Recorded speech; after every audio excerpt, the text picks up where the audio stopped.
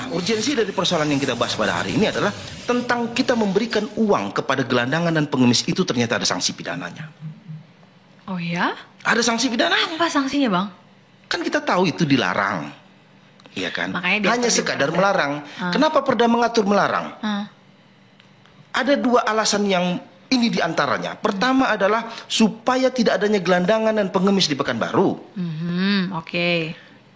Yang kedua, kalaulah kita berikan, dia akan makin ramai. Iya sih, dan terbukti kan di Diponegoro tiap hari Jumat ya. Banyak.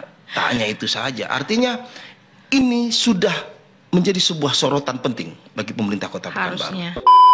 Ternyata memberikan uang ataupun barang kepada gelandangan dan pengemis, salah satu perda yang mengatur di Pekanbaru itu adalah Perda nomor 12 tahun 2008. Ya, itu tentang ketertiban sosial terhadap pemberian barang dan uang kepada gelandangan pengemis.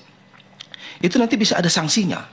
Apa tuh sanksinya? Sanksinya di dalam perda itu memuat bagi siapa yang memberi atau siapa yang menerima itu bisa menerima sanksi pidana kurungan 3 bulan. Wah, ada kurungannya ya? Kurungan penjara 3 bulan itu. Kurungan selama 3 bulan bagi yang memberi ataupun menerima. Nanti bisa lihat detail lagi Perda nomor 12 tahun 2008 ini. Ya. Kemudian itu nanti bisa ada sanksi dendanya sampai 50 juta. Wow. Ini tahun 2008 kita sudah sahkan perda itu. Ketika peraturan daerah, undang-undang diterbitkan itu oleh suatu daerah atau pemerintah ataupun lembaga sebagai pengendali untuk maju dan mundurnya daerah kita ini, secara otomatis ada keperluannya, secara otomatis ada kepentingannya. Bukan tidak mendasar itu. Ketika perda ini lahir, berarti secara hierarki peraturan undangannya dia tidak bertentangan sepanjang dia tidak ada pengujian terhadap perdanya. Kalau mau menguji tentang ini tidak benar ini perda, bisa kalau perda itu diuji, kita gugat di Mahkamah Agung untuk menghapus perda ini atau menghapus sebagian frasa dalam perda ini. Kalau ini bertentangan, nyata dari 2008 ini berarti sudah 14 tahun berlaku. Lama ya. Dan lama, artinya tidak ada pengujian itu, berarti ini menurut saya wajib kita patuhi. Dilematisnya adalah ketika perda sudah disahkan, diimplementasikan, tidak efektif di dalam pelaksanaannya.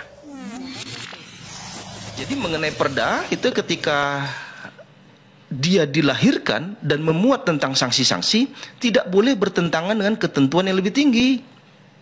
Misalkan di dalam Kitab Undang-Undang Hukum Pidana sudah mengatur tentang penipuan dan penggelapan, pasal 372 dan 378 KUHP, ya. Tetapi di dalam perda memuat lagi mengatur tentang penipuan dan penggelapan, tak boleh. Jadi perda ini memuat yang tidak termuat di dalam undang-undang, tapi dasar hukumnya, konsiderannya, mengingat dan menimbang itu adalah undang-undang lebih tinggi. Begitu ya. Tapi tidak boleh bertentangan. Misalkan pencurian, misal sanksi pidananya 7 tahun, lalu kita memuat sanksi pidana dalam perda pencurian 2 tahun, tidak boleh. Apalagi memuat tentang sanksi pidana seperti itu. Umumnya perda memuat adalah yang tidak diatur di dalam ketentuan peraturan undangan yang lebih tinggi.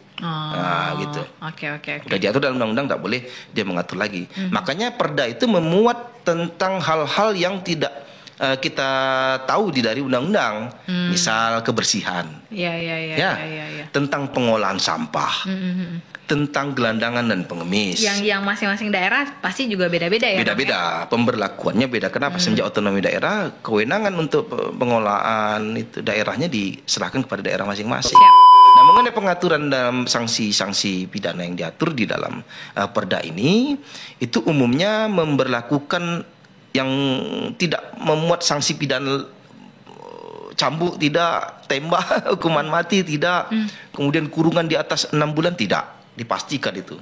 Denda tidak boleh lebih dari 50 juta. Dan ada sebuah daerah, provinsi, ya misalkan di Aceh, itu memberlakukan hukuman cambuk, begitu ya.